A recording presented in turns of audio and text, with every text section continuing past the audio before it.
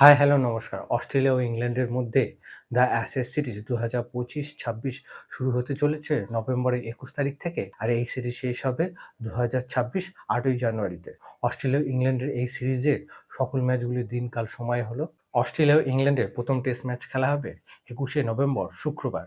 এই test match খেলা হবে পার্থ ক্রিকেট স্টেডিয়ামে ভারতীয় সময় অনুযায়ী সকাল ৮টায়।